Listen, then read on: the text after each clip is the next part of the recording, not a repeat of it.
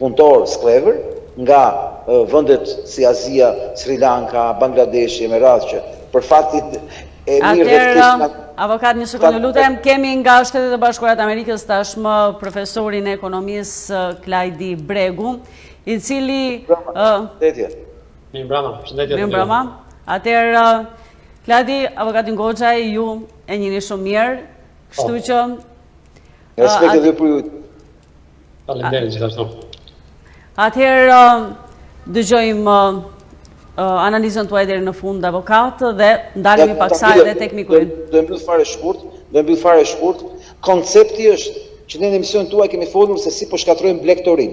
Kujtojmë fjalët e hartuesit programit rilindjes, Petrita Agos, këtu e 3 vjet më parë, që tha, pas 5 vjetësh do falimentoj dhe blegtori i fundit në Shqipëri. Koncepti ishte që këta po shkatrojmë blegtorin dhe po shkatrojmë me të gjitha format, duke i prerë ushqimin, kafshëve, duke i ndërprerë vendet e grumbullimit, sepse tashmë e marrin nga Serbia, e marrin nga Maqedonia, e marrin nga Greqia, e marrin kollaj nga Bullgaria, dhe na e fusin në qumshë, në shishe, në kose etj. Me emrin shqiptar. Në fakt nuk janë shqiptar. Ka një plan për ta shkatruar Shqipërinë, për ta zhbërë Shqipërinë, për t'ia nxirrit në shqiptarëve që ky vend, kjo pronë, ky çiftlik i madh i një elite të korruptuar të George Sorosit, në bashkëpunim me elitat ndërkombëtare të korruptuara, ku në këtë rast Sorosi përfaqëson këto elita, po marrin falas një territor të jashtëzakonshëm mes Evropës, i vetmi territor në botë, i vetmi parajs në botë që përbragtisin vendasit nga vendasit. Pra, janë vendasit që po i përzejnë vendasit, që të japin kudo luftohet deri dhe gjatë për të mbrojtur tokën tënde, kudo kanë terren njerëz që nga vende të shkreta për shkuar të vendeve të pasura nga natyra, që janë të plota, që i kanë mundësit, në Shqipëri, po ja japin këtë vend, këtyre elitave diabolike, botrore, ku për ta mbyllur do thoja. Për ta kuptuar gjithë shqiptarët se çfarë desha të them gjatë 1 ore, është të kujtoj që Bill Gates në fillim të vitit të kaluar u zbulua që ishte bërë pasunari më i madh i tokave bujqësore në Amerikë. Kishte bler aq tokë bujqësore sa Shqipëria ka vetëm gjysmën e saj. Dhe këtë kishte hedhur një para pafund për ta bërë. Ndërkohë, në Shqipëri, Soros po e merr këtë me paratë tona, falas. Atëherë duket shumë e pashpresë situata në këtë këndvështrim, edhe diaspora që në fakt në këndvështrimin e shumë qytetarëve shihet si një dritë shprese, sërish edhe ajo nga analiza që i bët është e kapur dhe shumë e pafuqishme për të bërë ndryshimin e shumë dëshiruar, pavarësisht disa lëvizjeve apo personazheve të diasporës të cilët kanë një vokacion e një përkushtim të madh, po? Duhen inkurajuar. Atëherë, avokat qëndroni me ne, biseda le të jetë interaktive edhe me profesorin. Atëherë, për të qenë në koherencë me bisedën e dëshironin të ndaleshim sot edhe tek minimumi jetik në Shqipëri, ende i pavlerësuar zyrtarisht dhe jemi i vetmi vend në rajon në Ballkan e Evropë, pra që nuk e kemi zyrtarisht të vlerësuar një minimum jetik pra të popullsisë. Atëherë, kjo, sa ndikon tek përhapja e varfërisë, profesor? Po, patjetër, ajo që ne dimë është nga raportet e Bankës Botërore, për shembull, ne kemi mbi 30% në fakt vitin e fundit që ne kemi të dhëna, është 30.8% e popullsisë që jeton me më pak se $5 në ditë. Që do të thotë ne i quajmë këta një varfëri relative, jo absolute, jo varfëri shumë e rëndë, por një nivel varfërie. Me $5 në ditë shkon diku rreth $182 në muajt, pak a shumë. $150 në muajt dhe rreth $150 në muaj. Që do të thonë nuk është një shumë e madhe. Megjithatë do të ndihmonte këta njerëz në $150 të jetojnë një jetë sado minimale. Në Shqipëri, ashtu si ju e thatë, nuk e kemi një nivel, një minimum jetik, që do të thotë shteti nuk e ofron këtë nivel të ardhurash për individ që të mundohen të ngrihen mbi këtë nivel varfërie. Megjithatë, ajo që do të kemi parasysh, edhe ajo që unë sapo e thash në një mënyrë që unë nuk e preferoj ta them, nuk është shteti ai që i ofron minimumin jetik. janë taksa paguese dhe në diskursin që ne kemi shpeshherë ne i referohemi shpeshherë themi që shteti duhet të bëjë këtë, shteti duhet të bëjë atë, mirë po ajo që duhet të kemi të qartë është që në çdo moment që ne i kërkojmë shtetit të bëjë diçka, ne po i kërkojmë taksa paguesve ta bëjnë atë. Shteti vetë nuk ka asnjë të ardhur në kuptimin ose shumë pak të ardhura. Disa shtete mund të kenë, ndoshta ne nuk kemi Arabia Saudite që kanë të ardhurat nga nafta dhe edhe kështu me radhë. Të ardhurat e naftës tonë ne përfitojmë shumë pak, nuk e di a përfitojmë ndonjë gjë. Dhe në këtë mënyrë shteti kanë fjalën që shteti merr lekët nga taksat dhe duhet kemi parasysh që kur ne kërkojmë shtetit më shumë, qoftë për minimumi etik, qoftë për arsye të tjera, ajo që ne po kërkojmë është që dikush tjetër, pa taksa paguesit, të paguajnë për këtë. Dhe kjo është një diçka e rëndësishme. Sepse nga njëra anë normale që ne duhet të ndihmojmë këta individ, por duhet të kuptojmë edhe se ku do të vinë këto fonde, nga ku do të vinë këto fonde. Në fakt, nuk e di s'po e kuptoj qartë, atëherë ju e justifikoni këtë veprim të qeverive të deritanishme, të cilat nuk e kanë vlerësuar një minimum jetik të popullsisë. Si mund të jetojë një qytetar? Nuk po justifikoj, thjesht po bëja një sqarim për mënyrën se si kur ne flasim për shpenzimet që shteti bën, nuk do të referohemi me fjalën i bën shteti, por i bën taksa paguese. Thjesht po shpjegoja këtë. Për sa i përket minimumit jetik, kjo ka të bëjë me anën ligjore dhe avokatët ata që njohin ligjet më mirë mund na thonë, në qoftë se kushtetuta e kërkon dhe ligjet e tjera e kërkojnë, ndoshta ata duhet ta bëjnë. Unë mund të flas vetëm për anën ekonomike. Në qoftë se shohim anën ekonomike, unë kam bërë një llogaritje të përafërt të shifrave. Dhe kjo mund të na tregojë deri diku pse shteti jon nuk e bën këtë. Në qoftë se ne marrim atë nivelin $5 në ditë që ne diskutuam më parë, pak a shumë, që duhet kemi për të kaluar nga ajo varfëria relative. Dhe shohim që 31% e popullsisë në Shqipëri është në varfëri. Atëherë nëse marrim bëjmë llogaritë, shuma të cilën shteti do të duhet të paguante këtyre 30% është jashtëzakonisht e lartë, nëse ata i paguajnë me atë $5 në ditë apo që është e përafërt me atë që ka përllogaritur edhe avokati i popullit, më besoj është rreth 18.500 lekë të reja shifra e fundit që unë kam parë. Nëse shteti paguan 18.500 lekë të reja për të gjithë ata 30% që ne po themi, atëherë kosta do të ishte shumë e madhe dhe e papërballueshme nga shteti jonë për të ardhur dhe shpenzimet që shteti ka. Atëherë, unë po dëgjoj me shumë respekt dhe vëmendje në çdo fjalë që ju po thoni dhe në fillim të analizës tuaj për sa i përket çështjes minimumit jetik, ju po huat se diku te $150 do të ishte mjaftueshme. Megjithatë, këto nuk mjaftojnë as për shpenzimet e shportës, pa përmendur këtu taksat, që janë të shumta në Shqipëri. Duhet kemi parasysh e para $150, kjo është kemi parasysh Banka Botërore e quante si varfëri relative. Domethënë ne përsëri me $150 do jemi në varfëri, por jo domethënë në atë nivelin që ata përcaktojnë. Normale këto janë si thua janë edhe subjektive deri diku, por është për frym, kështu që nëse kemi një familje me kemi 4 veta, atëherë do të po flasim për një shumë prej $600 në muaj. Normale mund mos jetë mjaftueshme gjithsesi, në varësi të kujt kjo familje jeton, nëse jeton në Tiranë, normale kostot janë më të larta, nëse jeton në një zonë tjetër, ndoshta kostat janë më të ulta dhe mund të ishte një jetesë më e mirë. Megjithatë, kjo është një gjë e përgjithshme, një mesatare që është llogaritur për të kaluar atë nivelin, është si një niveli që kalon mbi varfërinë relative. Thjesht këtë do të thotë. Në fakt, aty ku varfëria është shumë e përhapur, padyshim që nuk mund të flitet edhe për rritje ekonomike, apo jo?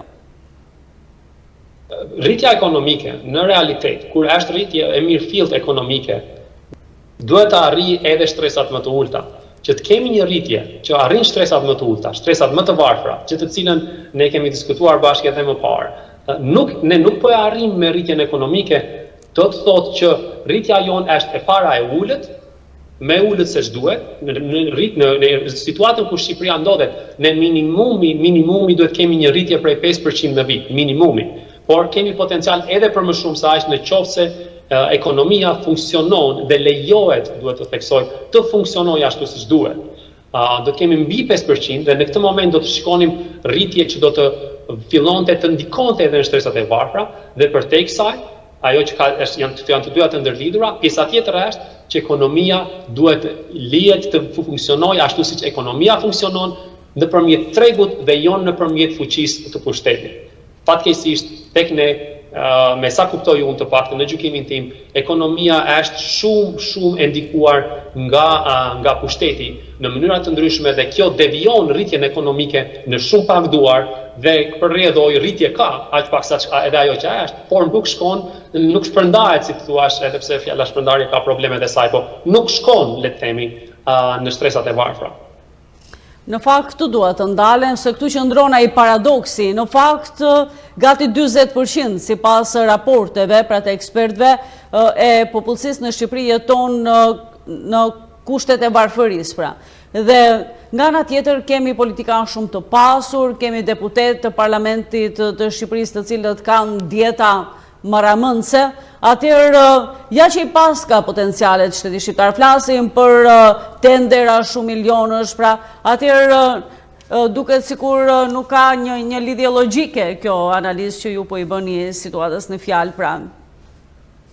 Shiko, ideja e para ne do të kemi parasysh, edhe duke marrë parasysh edhe ato lek që vidhen, le të themi, korrupsioni që ndodh në Shqipëri, gjithsesi ne jemi një shtet i varfër, se ne pak a shumë e dim sa prodhojmë dhe ne mund të marrim atë prodhimin e brendshëm bruto për njeri dhe e dim që nuk kemi një shtet që kemi të ardhura shumë të larta, kështu që do të jemi realist për atë gjë.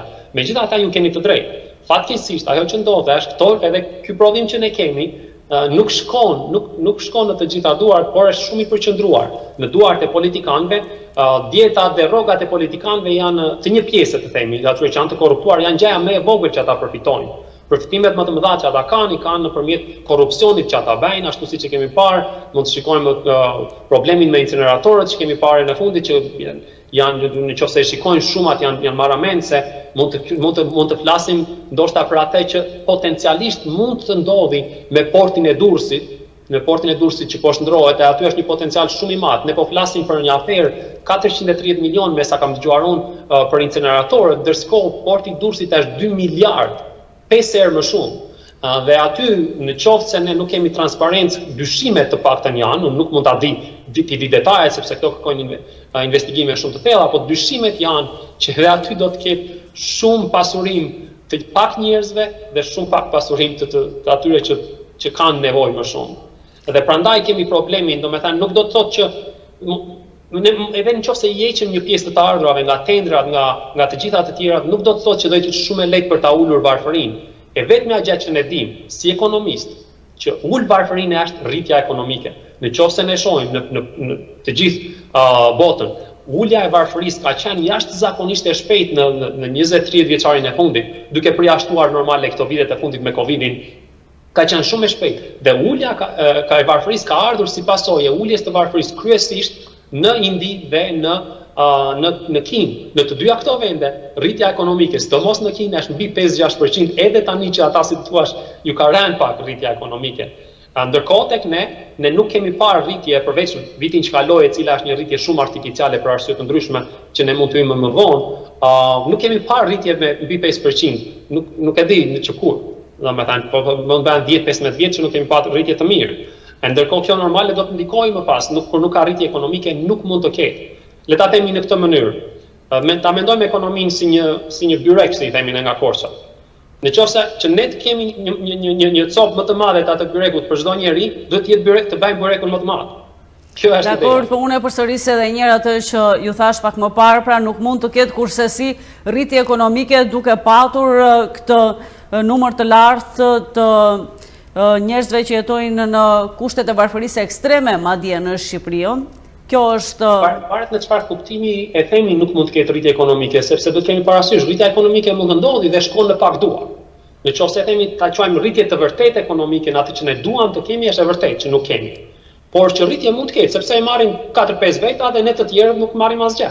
Megjithatë, në total rritet ekonomia. Thjesht nuk shkon në duart e të varfërve, prandaj rritja ekonomike mund të jetë aty në kuptimin total, mund të prodhojmë më shumë, por thjesht nuk shkon në duart e atyre që duhet shkojë, sepse kemi probleme shumë të rënda me mënyrën se si ekonomia jonë funksionon. Siç e thash, ekonomia në gjykimin tim, ekonomia jonë është e drejtuar kryesisht nëpërmjet pushtetit. Është pushteti që në një mënyrë apo në një tjetër e kontrollon në një mënyrë shumë më të lartë se ç'mund të themi në vende të tjera.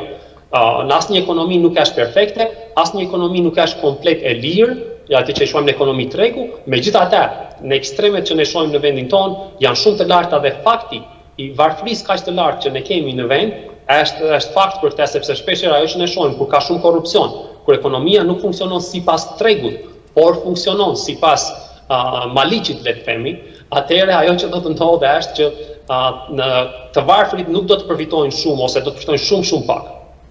Në fakt, profesor, është e vërtet që asnjë demokraci nuk është perfekte, por në rastin e Shqipërisë ndodh ai polarizimi ekstrem i shtresave shoqërore, pra kemi shumë të pasur, kemi shumë të varfër, të cilët shtohen nga dita në ditë dhe kemi atë eliminimin e shtresës së mesme. Kjo është e përshqetësuese. Po, patjetër, është e frikshme sepse pjesërisht stresa e mesme po paksohet sepse po ikin. Ajo është me keqe, ajo që ne pam në fillimin, në shok se shohim fillimet e emigracionit në Shqipëri, ata që iknin ishin ata që kishin të ardhura të ulta, normalisht edhe pregatitje, le të themi, për tregun e punës relativisht të ulët, relativisht me atë që po kemi tani, sepse edhe tani nuk është shumë e lartë në Shqipëri, ndërsa tani po shohim që dhe stresat e mesme, po shohim po na ikin doktorët, po na ikin infermierët, po na ikin mësuesët, po ikin shumë njerëz dhe pjesërisht kjo është, domethënë kur ti ke një ekonomi ku njerëzit nuk vlerësohen për atë që ata prodhojnë, atëherë njerëzit do të gjejnë një mënyrë tjetër. Milton Friedman, një ekonomist shumë i njohur amerikan, ka thënë që nëse do të shikosh çfarë njerëzit vlerësojnë, shiko si ata votojnë me këmbët e tyre. Dhe njerëzit shqiptarë po votojnë shumë qartë me këmbët e tyre, jashtë Shqipërisë. Dhe kjo është një dënim shumë i lartë për të gjithë politikën tonë që kemi patur gjatë këtyre 30 vjetëve dhe normalisht për qeverinë aktuale për momentin, sepse përgjegjësia në këtë moment është qeveria aktuale. Atëherë nuk e di nëse avokati është me ne në linjë. Avokat? Jam dhe po dëgjoj me shumë vëmendje dhe vlerësoj shumë për të gjithë analizën. Doja të shtoja që nëse ne do të bënim një analizë të një minimumi etik minimal 150 euro, do të bënim një llogaritë që të paktën rroga më e vogël do të ishte 300 euro, apo jo, të paktën 2 fishi. Problemi qëndron që pa rritje ekonomike, siç e tha dhe parafolsi, nuk mund të ketë një minimum etik të pranueshëm. Pra rritja ekonomike është themeli, minimumi etik mund të vendoset në mënyrë artificiale nga qeveria, por qeveria do të falimentonte kushdo të ishte, po të mos kishte rritje ekonomike. Në kuadrin e shpopullimit, ku ne kemi një problem gjigant edhe për shkak të demografisë të shpopullimit, që ka të bëjë me pensionet për shkak të moszëvendësimit të burimeve njerëzore, të cilat do të bëjnë kontributin në skemën e pensioneve, kjo krijon një krizë edhe më të madhe që ka të bëjë me minimumin e varfërisë, sepse ka të bëjë me minimumin e pensioneve. Që do të thotë, ne jemi në një situatë të shkatërrimit total të çdo lloji hapësire, mundësie dhe organizimi të shoqërisë për të mbijetuar. Kriza e skemës pensioneve, që po shfaqet po ditëm shumë, ka të bëjë me faktin që shumë të rinj po largohen nga Shqipëria dhe mësimi të rinjve që kontribuojnë në skemën e sigurimit për të mbajtur me pension, ata që janë të vjetër, pasi ti themi gjëra siç janë, vetë skema e pensioneve në gjithë botën është një lloj piramide, po nuk erdhën më shumë njerëz në këtë skemë, nuk kanë çmarrin ata që janë në pension, sepse ata i kanë dhënë lekët dikur për ca të tjerë. Sot duhet i japin ca lekë që janë sot për këta që janë në pension. Mendoj tani çështën e papunëve, të varfërve, njerëzve me nevoja të veçanta, njerëzve me paaftësi në punë, pensionistëve, se si dhe baza e njerëzve sikur që do të marrin asistencë nga shteti. Krijohet një problem jashtëzakonisht i madh për shkak se këtu s'ka prodhim. Këtu qarkullon para droge për të ndërtuar pallate të pajetueshme për shqiptarët, por nuk ka para që prodhon, si thosh, ekonomia jonë, që duhet shkonin nga një anë për kontributin e skemës pensioneve, dhe nga ana tjetër për të mbajtur shoqërinë në punë, për të mbajtur shtetin në punë e tjerë. Nga ana tjetër, vetë shteti ekziston si një shtet feudal, i cili, si thosh, i privilegjon një kategori dhe i shkel kategorinë tjetër. Jo në bazë faktit që po mbron biznesin e madh, siç thuhet, por duke mbrojtur oligarkët e vet, oligarkinë e vet, dhe duke përcjell, transferuar gjithë barrën tek pjesa tjetër e popullsisë. Unë do ju kujtoj një fakt të hidhur, të diskutuar një javë më parë nga Banka Botërore, ku ajo Bankë Botërore, e cila, siç e dim, unë e kam akuzuar prej vitesh, që është një shtojcës e Sorosit në Tiranë, ka kërkuar që t'i vendoset një tatim progresiv edhe të vetë punësuar, për shkatruar dhe atë shtresë të mesme, edhe zanatçit dhe profesionistët, duke kërkuar që t'u thithë atyre 20 milion euro, si thush nga një skemë e re, më tepër se që kanë paguar për t'ia dhënë shtetit, për t'i bërë shteti atë që kemi parë sot në komisionin parlamentar, për t'i bërë pluhur e i, për t'i djegur ato para, për t'i vjedhur ato para. Që do thotë, ne jemi përballë një situate ku kemi një qeveri armike, kuislinge, të pushtuesit, që kërkon të dëbojë shqiptarët njësoj si serbët e bën 1800-1900. Ne jemi përballë faktit që po së ndërgjegjësuam, që duhet të rrëzojmë këtë qeveri, nuk mund të diskutojmë dot për forma organizimi ekonomik, ku unë besoj si Altin, sepse i përkas kësaj pikpamje politike, që një shtet me taksa më të ulta krijon ekonomi më të fuqishme. Një ekonomi më e fuqishme prodhon taksa vërtet më të ulta në dukje, por shumë më tepër në sasi për shkak të zhvillimit të madh që do të kishte kapitali, dhe nga ana tjetër do kontribuonte shumë në skemën e sigurimit shoqëror, që skema e pensioneve, që ka të bëjë me sigurimet shëndetësore dhe pensionet tipike që marr njerëzit mbas moshës pensionit. Pra, ne jemi përballë faktit që jemi si miun qark, jemi si insekt i kapur në rrjetin e Merimangës të kësaj agjende antishqiptare, dhe nuk po gjejmë dot zgjidhje për faktin, sepse nuk ka kush ta bëjë zgjidhjen.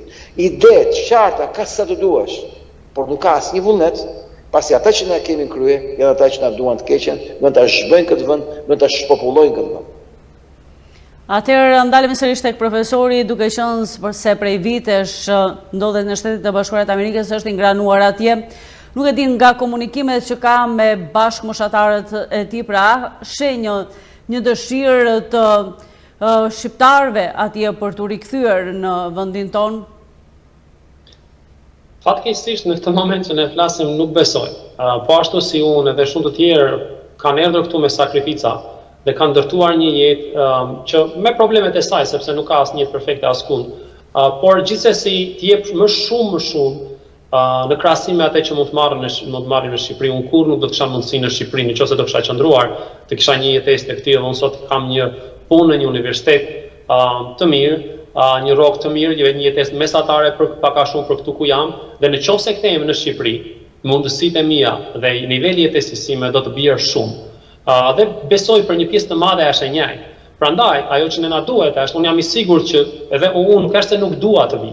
Unë dua të vi, madje ajo që po bëjmë bashkë dhe angazhimi im që bëj qoftë edhe në rrjetet sociale me një llogari që kam hapur vetë në Facebook për të ndihmuar, për ndihmuar në edukimin ekonomik të shoqërisë deri diku, është tregon që unë kam interes në vendin tim dhe zemra time, si mund thashë, media ime është në Shqipëri, por kushtet që janë krijuar në Shqipëri, kushtet që kanë qenë në Shqipëri, këto 30 vite nuk na lejon.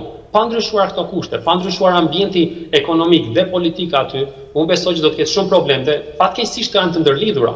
Se nga njëra anë ne themi nuk vim dot sepse ana politike edhe ekonomike është problematike në vend, nga ana tjetër ne nuk mund të kontribuojmë të paktën në anën politike, sepse ne ende nuk e kemi të drejtën e votës si diasporë. Unë bëj pjesë edhe në një grupim të diaspora për Shqipërinë e lirë, nëpërmjet të cilës po mundohemi të shtyjmë sa më shumë shtetin shqiptar që të ndihmojë jo të ndihmojë, po të jap atë që kushtetuta na ofron, të drejtën e votës. Megjithatë, ajo që ne kemi parë, dhe të paktën do flas personalisht për këtë, jo në emër të lëvizjes, por personalisht unë shoh që nuk ka interes as pak nga ato partitë kryesore, mund të themi, në vend për angazhimin dhe marrjen e të drejtës të votës të diasporës, gjë e cila na heq shumë fuqinë situatë në rolin që ne mund të luajmë në vend, sepse ne nuk mund të vim dot të gjithë të votojmë aty në kohën e zgjedhjeve. Për shembull, unë jam në punë dhe puna nuk ma lejon të vi, domethënë, që nga Amerika thjesht për të votuar. Kështu që në këtë aspekt jemi të limituar në atë që mund të bëjmë si diasporë. Jo pa qëllim ja bëra këtë pyetje sepse brezat e rinj që largohen dita ditës, largohen edhe nga interesi që kanë për Shqipërinë, duke patur parasysh edhe këtë mungesë të hapësirave të rikthimit që jo vetëm që nuk po realizohet nga qeveria shqiptare, por përkundrazi edhe këta që kanë mbetur këtu dëshirojnë të ikin. Atëherë mua më shqetëson fakti si shqiptare, sepse termi shqiptar rrezikon të mbetet një koncept gjeografik. Po, është fatkeqësi e madhe. Me këtë drejtim që kemi marrë edhe natë ne kemi shumë të qarta që popullsia do të vazhdojë të bjerë. Ajo që pamë vitin që kaloi, patëm një shtesë natyrore negative, që do të thotë që patëm më shumë vdekje se sa lindje, numri i vdekjeve ka qenë në rënje të vazhdueshme. Arsyet për këta dihen, arsyet janë shumë të qarta, ajo që ndikon shumë në lindjet e fëmijëve, ndikon niveli ekonomik dhe ardhme që ne mund të kemi. Prandaj qeveria për shembull ka nxjerrë një politikë të saj, që ju me siguri e dini, që i ka bonusin e bebes, të cilin unë para pak ditësh kam komentuar, është një diçka komplet e pavlerë, sepse ti thuash një familje që ti do kesh një fëmijë dhe tani ne do t'japim 40.000 lekë të reja për këtë fëmijë dhe kjo do të presim që këto 40.000 lekë të reja do të ndikojnë në numrin e fëmijëve që një familje do të lindë, është qesharake për gjykimin tim. Në fakt, unë ajo që bëj është gjithmonë këtë semestër po jap mikroekonominë, sapo mbarova së dani mësim, dhe pasi kemi folur për ato që ne i quajmë incentivat ose stimujt, i pyes studentët në klasë, ja u jap si shembull. Ja u shpjegoj të gjithë situatën që qeveria jep 400.000 lekë të vjetra apo 20.000 lekë të reja për një fëmijë. A mendoni ju se kjo incentiv, ky stimull do të ndikonte në numrin e fëmijëve? Dhe një pjesë e tyre, ata që i kanë vënë veshin, qeshin, pjesa tjetër e kuptojnë pak më vonë që normale që është qesharake, sepse dikush kur do vendos për të patur një fëmijë, për të sjellë një fëmijë në jetë, nuk shikon një 40.000 lekë që nuk mund të zgjasë as një muaj në shpenzimet që do të kenë për atë fëmijë, shikon të ardhmen që ai fëmijë do të ketë, të ardhmen që ai fëmijë do të ketë. Në fakt, unë jam shumë kurioze se si do të reagonin studentët tuaj nëse ju do t'i pyesnit që të përfitosh një ndihmë ekonomike prej 30.000 lekësh të vjetra, nuk duhet të kesh as televizor, as frigorifer, si do të reagojnë? Patjetër,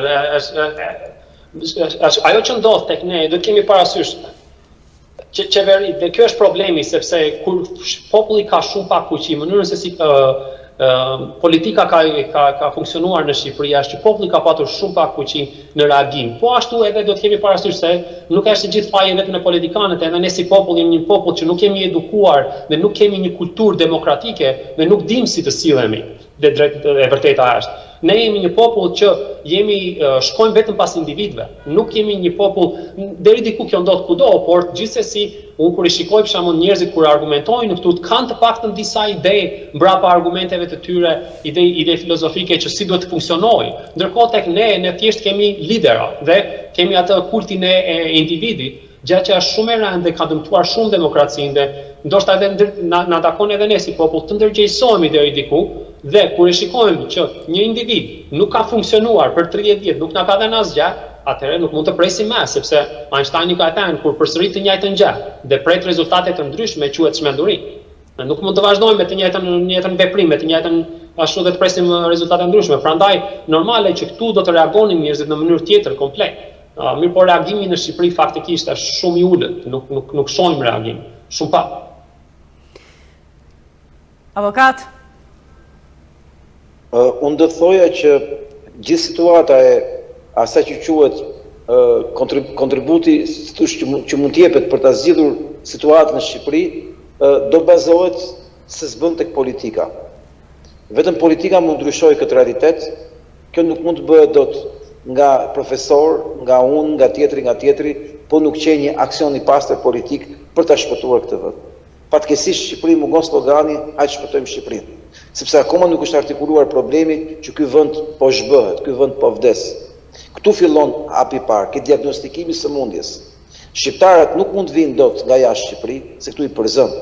Unë jam avokat i një mjeku shumë të njohur, që është botues në revista shkencore europiane, dhe ka një vit gjyqjeve se nuk e pranojnë të punojnë në spital, sepse nuk e duan për qëllimet e tij politike. Një mjek brillant, i një fushë shumë specifike që ne jemi shumë keq në atë fushë, nuk jam gjendë të artikuloj në fushën mjekësore. Dhe këtë e gjen çdo kush që vjen këtu. Kushdo që ka ardhur ka thënë po pse erdha. Tjetër gjë, një kategori që vin, që i sjellë Edi Rama, që i ka për atë ndarjen e tortës vet, që u jep mundësi që të vjedhin, që të grabisë dhe pastaj të futen në burg për abuzimet apo për se dush faktin që janë pjesë e një skeme të caktuar abuzimesh dhe duhet gjithmonë koka turku. Por do thoya që këtu është bërë e pamundur për diasporan. Duhet urgjentisht artikulohen teza të qarta se si diaspora mund të përfshihet Shqipërisë. Si diaspora mund të ruaj lidhjet me Shqipërinë duke qenë atje ku është. Se si diaspora atje ku është të bëjë Shqipërinë. Jo në kuptimin të bëj ata si shqiptarët, po të përfaqësoj interesat e Shqipërisë aty ku shkon. Për shembull, jam i sigurt që profesori ka të gjitha mundësitë atje ku është që të ndikojë në favor të Shqipërisë aty në universitetin e vet, aty në mes ambientit përkatës. Çdo kush ka mundësi të bëjë diçka për Shqipërinë. Por kjo do të ndodhi vetëm kur njerëzit kanë një solidaritet patriotik, dhe kjo ndodh atëherë kur ka një vizje politike patriotike. Pra diçka motivuese që përbashkon dhe që arrin një objektiv, ka një qëllim. Ne vetëm atëherë ne mund të ushtrojmë presion e dur për ta mundur këtë establishment politik i cili është armiku shqiptarëve. Hapi i parë është të shpjegojmë shqiptarëve që na kanë pushtuar. Hapi i parë është të shpjegojmë shqiptarëve. Kemi një band kuislinge pushtet që punon kundër jetës tonë dhe të fëmijëve tanë, pavarësisht bindjeve politike që ne mund të kemi. Je i majt apo je i djathtë, ti je viktimë e një plani konspiracioni ndërkombëtar të drejtuar nga Sorosi në marrëveshje me interesat e Serbisë dhe Greqisë, se siç u thash edhe pak më parë, instituti që bën gjitha gjendën e shpopullimit të Shqipërisë, por dhe që kontrollon diasporën e Shqipërisë për ta mbajtur të pafuqishme, të dobësuar dhe fakti që diaspora shqiptare është dobësuar nga viti në vit, tregon dhe punën e madhe që ka bërë ky institut grek kundër shqiptarëve, është pikërisht ideja të u shpjegojmë shqiptarëve. Jemi në rrethim nga armiqtë e Shqipërisë. Këtë duhet t'ia shpjegojmë jo demokratëve, por mbi të gjitha edhe socialistëve. Vetëm duke shpjeguar popullit shqiptar se çfarë e keqe kemi lart, ne mund të prodhojmë frymën e duhur për ta përmbysur këtë të keqe, se ja u them me sinqeritet, sado policë ketë, sado të ketë mjete, banda etj. Kur krijohet frymë, as policë nuk ka. Në fakt, avokat, ne kemi komunikime të drejtë për drejta me teleshikuesi tanë, me publikun e gjerë dhe ajo çfarë ata kanë kuptuar është që endja pas partive politike ka qenë një humbje kohe dhe sot që bëjnë një autokritik të fuqishme të tipit mea culpa e ndjen veten ashtu siç ju e thatë të zënë në çark. Atëherë realisht të gjithë flasim për një frym të re që zakonisht e shohim tek diaspora, me thënë të drejtën, por edhe tek diaspora nuk shohim një konsolidim të forcave të tyre. Atëherë, si mund t'jetë kjo frymë më konkretisht? Reflektim dakord i kujt qytetarëve, atyre që janë larguar, atyre që po largohen dita ditës, i këtyre që kanë mbetur, sa të fuqishëm janë për ta bërë këtë. Janë një sër pikpyetjesh që e bëjnë gjithë këtë dëshirë për ndryshim të shoqërohet me dilema panumërta.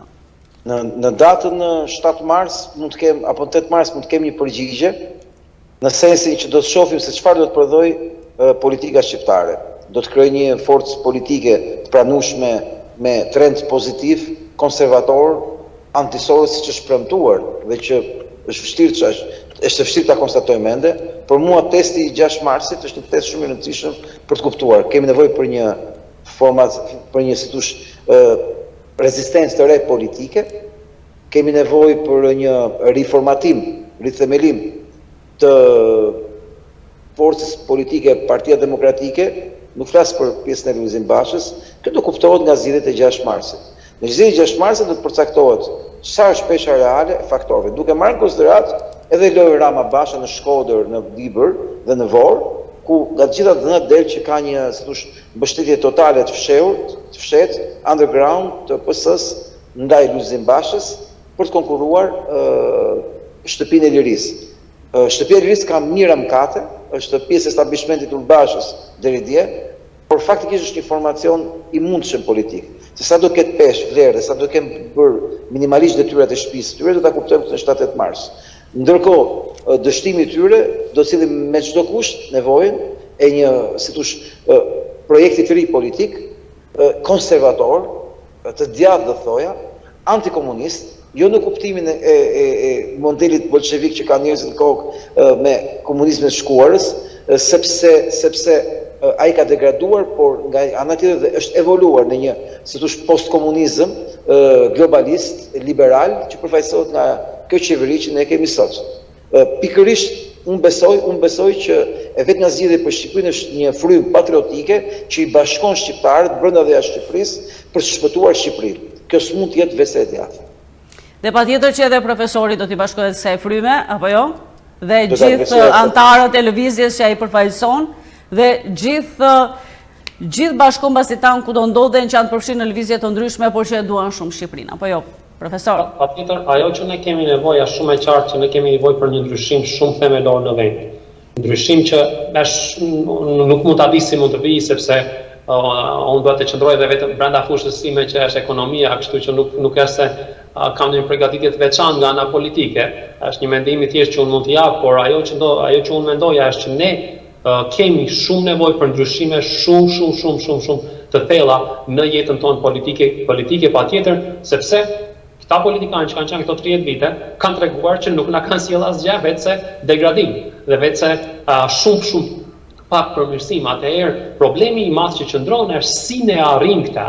Dhe mendimi im është e para duhet të flasim për këtë që unë sapo thash, që duhet të paktën të jemi dakord dhe unë mendoj që ka një farë ndryshimi në mënyrën se si njerëzit mendojnë, të paktën në perceptimin që unë kam nga vizitat e mia në Shqipëri dhe nga ajo që mund të kuptoj që këtu, që njerëzit kanë filluar të kuptojnë të paktën që ka shumë pak ndryshim në disa gjëra themelore se kush ka qenë në pushtet këto 30 vite.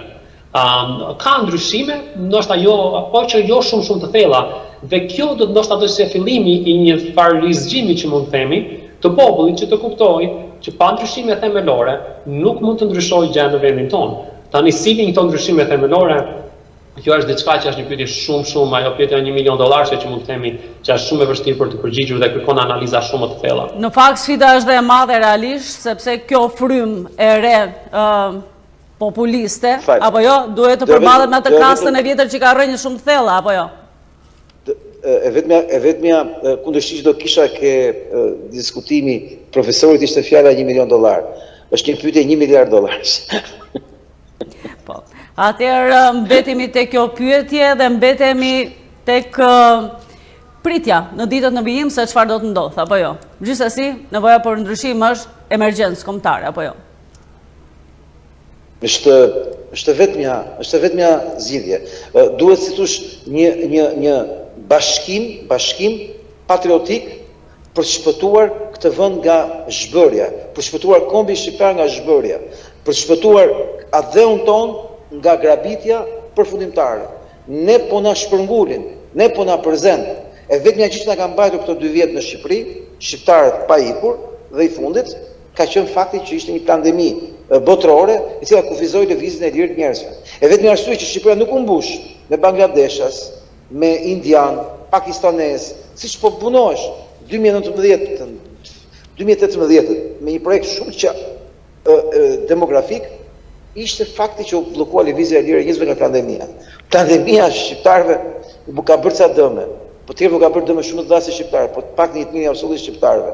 Nuk u solli arabët, pakistanezët, indianët, dhe nuk i la shqiptarët të largohen me ritmin që kanë zakon. Atëherë, profesor, do doja që ta mbyllnim emisionin e sotëm duke shprehur ju në anglisht le ta bëjmë Shqipërinë përsëri. Le ta bëjmë Shqipërinë përsëri? Po pra, le ta bëjmë Shqipërinë përsëri. Do me thënë tipo më thua them make Albania great again. Pikërisht. Atëherë, mendoj se ishte mbyllja më origjinale kjo. Unë do ta evoluoja me sloganin e ri Save Albania. Atëherë, janë sinonimi njëra tjetrës, shumë faleminderit, ishte kënaqësi veçantë për mua personalisht, besoj se flaset në emër gjithë teleshikuesve të cilët na kanë ndjekur deri në këto momente, në emër të gjithë bashkëkombësve tanë, sepse është një hapësirë dedikuar ekskluzivisht atyre dhe edhe një herë faleminderit, shumë faleminderit që ishit pranë nesh. Ju përshëndes. Faleminderit dhe përshëndetje edhe në Amerikë. Përshëndetje, mirupafshim. Ju përshëndes. Faleminderit.